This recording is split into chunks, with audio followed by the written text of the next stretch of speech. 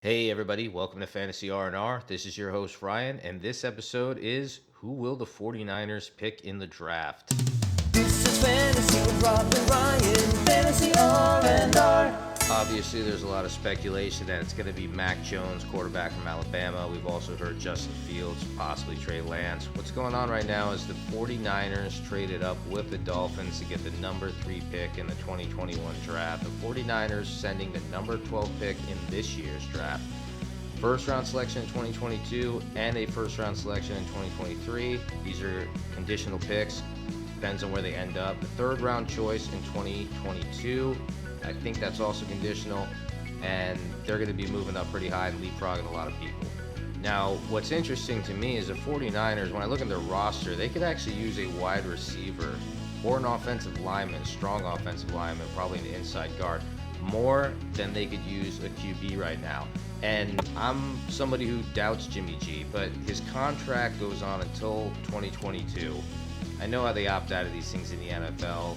They cut contracts, there's cap hits because of it. But let's just say, for the sake of speculation, this guy's under contract until 2022. Next year, they technically owe him $25.5 million. I think some of that might be in incentives, but most of it's guaranteed. Over his past 4 seasons, though, in San Francisco, I think Garoppolo has struggled to stay healthy, and it's obviously an injury risk going into the next year. But this is actually going to be part of my argument. I think he's missed a total of 33 games thus far. I think those injuries to Jimmy G are probably why the 49ers are interested in a quarterback, but I don't think they need one this year. And I think it would be a bad idea to take one this year. I'm not totally convinced the 49ers are automatically taking a quarterback or that they should. They leapfrogged a lot of teams that weren't actually going to take a QB. The Dolphins, I know there was some speculation there, but let's get real. They took Tua real high and he didn't play the whole season. So the Dolphins weren't going to take a QB in the first place. Dolphins give away their number 3 pick.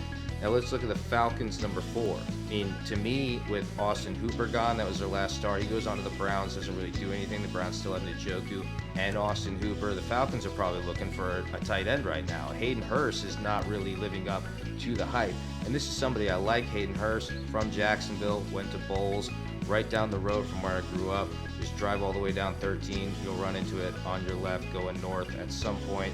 But they might be taking Kyle Pitts from Florida. We know that a lot of these southern teams, Atlanta, the Buccaneers, Jaguars, they take a lot of guys from Gainesville or Florida State, Central Florida, those kind of teams, Miami, whatever. So we might be seeing the Falcons try to fill their tight end void with Kyle Pitts there at number 4. The Bengals number 5. Obviously, if Sewell is there, Penei Sewell, they're going to take them. The Bengals need to get some protection from Joe Burrow.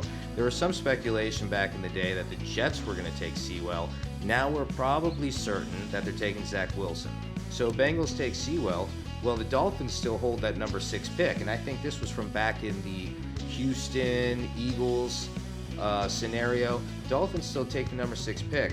So even if they want to take a QB, they still can, but I don't think that's likely because they're probably going to take someone like Jamar Chase to help Tua out. The Lions are at number 7. They just got Jared Goff from the Rams, and the Rams took Stafford, so you know the Lions aren't going to be looking for a quarterback. The Panthers are at number 8, who just traded for Sam Darnold.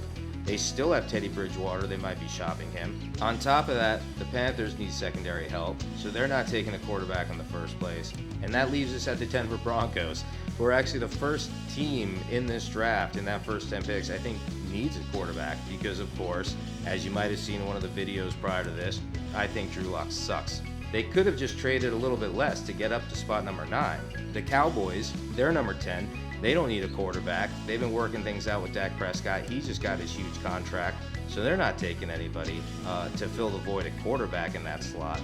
So now what we're really looking at here is the 49ers didn't need to move up that high just to take a QB. Let's say they do take a quarterback. A lot of the arguments I've heard are, well, this quarterback's going to sit behind Jimmy G for a year, and he's going to learn the offense, and he's going to learn what it means to be in the huddle with the 49ers, and he's going to take over from that spot.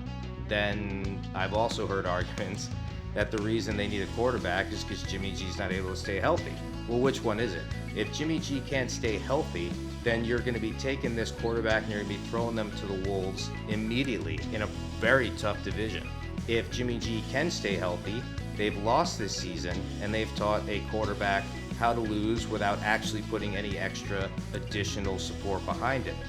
I think the 49ers could actually benefit from stealing Penei Sewell, or maybe they take Devontae Smith or Jamar Chase very high early in the draft. This is going to be support that a guy like Jimmy G could use, especially if down the road they have a quarterback. They're going to have developmental wide receiver talent. Of course, you're probably thinking to yourself, they already have George Kittle, why would they need a tight end? I disagree. I think George Kittle is an injury risk, much like some people say about Jimmy Garoppolo.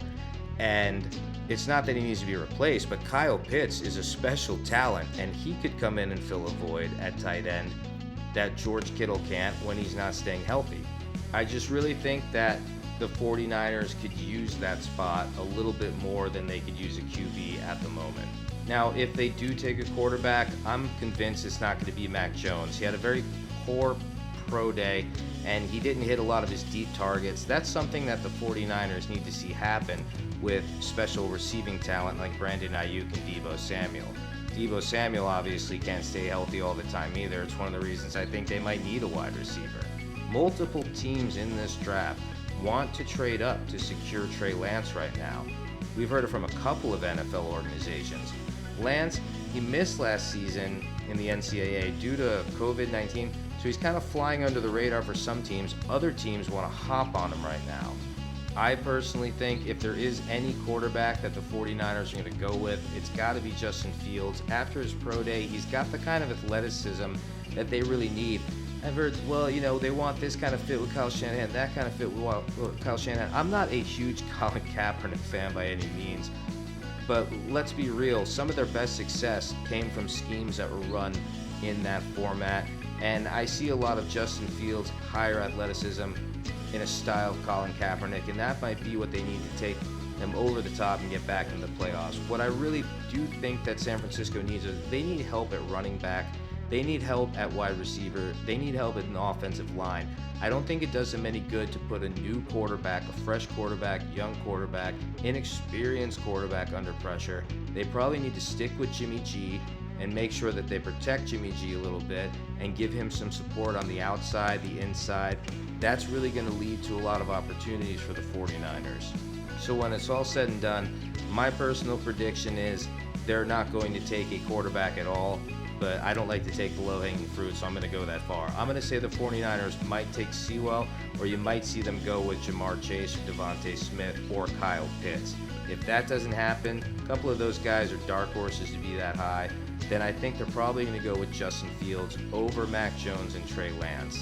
The only alternate scenario I see to that, and hear me out here as I close this out, is that this whole thing's a smoke show, and the 49ers, what they really want to do is hold this as draft day ransom. They've got a very high pick. Yes, they gave away a lot for it, but they could get more for it on draft day. It's very popular on draft day. Sometimes you'll see some guys holding a 6th-round pick. There's another team that's willing to come in and get one extra player for this year's draft. They'll give them a 6th-round pick and a 5th-round pick the next year. This might just be draft day ransom for a desperate team. And one of the things we've noticed with the 49ers right now is they're talking openly about taking a quarterback. That could be something to get other teams desperate enough to trade up to get that number 3 pick and leapfrog again, because they're going to be thinking, well, the 49ers, I don't know if they're bluffing or not, but they're saying they're going to take a quarterback, so we're going to need to give up a higher amount of picks just to lock that in. So call me a conspiracy theorist. We'll see what happens when draft day rolls around. Until then, this is Brian with Fantasy R&R. I'll see you next time.